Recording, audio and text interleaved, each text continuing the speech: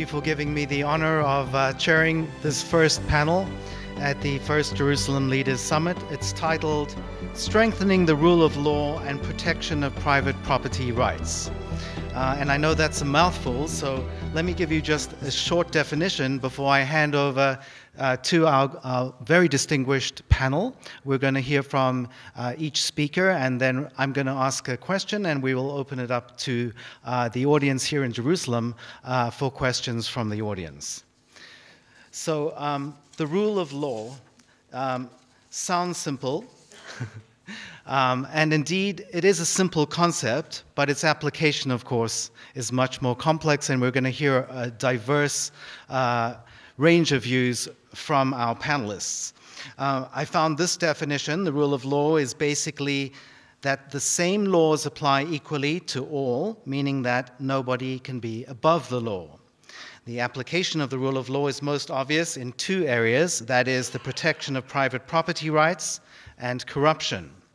And in the annual Index of Economic Freedom, published by the Heritage Foundation in partnership with the Wall Street Journal, there's a score for property rights and the freedom from corruption, which rates some 178 countries around the world.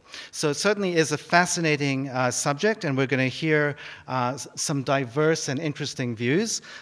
Without further hesitation, it's my pleasure to first introduce Ambassador Maurice McTigue, the Vice President of the Mercator Centre, former Cabinet Minister in New Zealand, and Ambassador to Canada.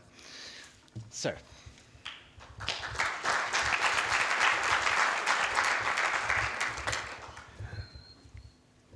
Thank you, Steve, and shalom. This is my first visit to Jerusalem, and it's an honor and a privilege to be here in this, the holiest of cities. Last night, I had the wonderful experience of going to the Old City and visiting the Western Wall. And I want to just give you some of my impressions of that experience. The first thing that amazed me was that it was a joyous place.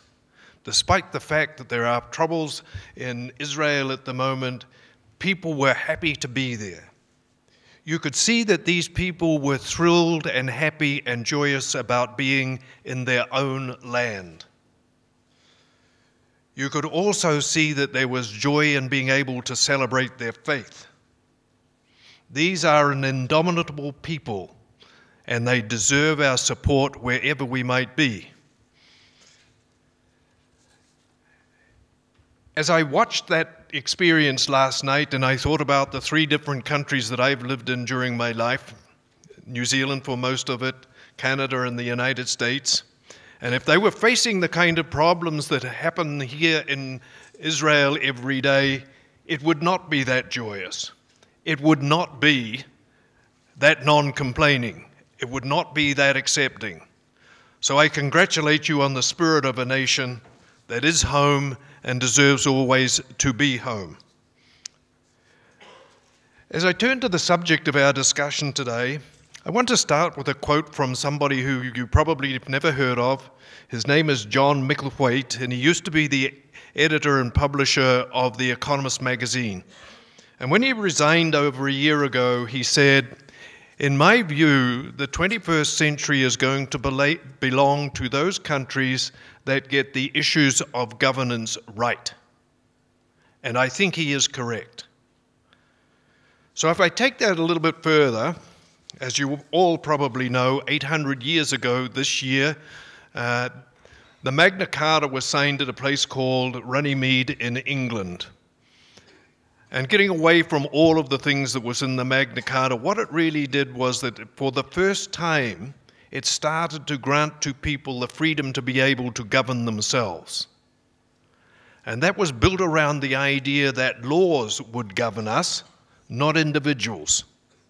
And we built our societies and our democracies around that concept that we would be governed by laws rather than by demigods, by dictators, or even people that we quite liked who could just do whatever they liked. However, this is a precious set of institutions, and we need to protect them so that they don't erode and we lose that freedom that is so very important. So if I were to give you a definition I would take it from the World Justice Project, and it comes in 4 parts. And I'm going to read them because I think that they are really important. The rule of law binds the government and its officials and its agents, as well as individuals and private entities, and all are accountable under the law. I want you to remember that first bit, because it says first it binds the government. In many instances, we find that governments want to be beyond the law, even though they have the ability to be able to make the law. The second, the laws are clear, publicized, stable, and just, and are applied evenly and protect fundamental rights, including the security of persons and their property.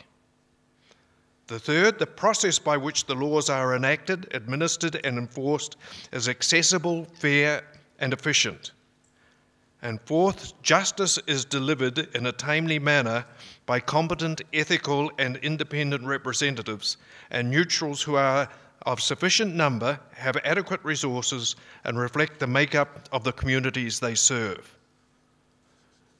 So when I express some concern about the deterioration in the rule of law today, what I'm really talking about is that we, the people, need protection from our government in many instances. So I'm just going to go through some instances in the United States that are current, and they may apply to your countries as well. For example, there's a great debate on immigration in the United States at the moment. And it's all about immigration policy. And frankly, this is a problem that was caused a long time ago by successive governments not applying the law as it was written. And if it had been applied as it was written, and that people had been told that they had to leave if they came in illegally, 1, immigration law would be different today, and 2, the problem would not exist. I want to touch on another problem. To try and get on top of some problems like money laundering, government in the United States granted the opportunity or the ability for the state or the state's agencies to forfeit property. They do that by taking the money out of your bank account. And they do that without due process. And that's just terrible.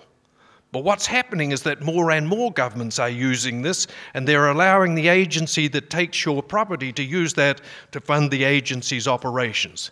That is really a breach of law.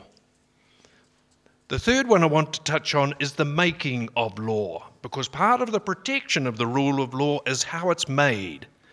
It's made by a legislature of representatives elected by you and I, and that means it should protect our freedoms.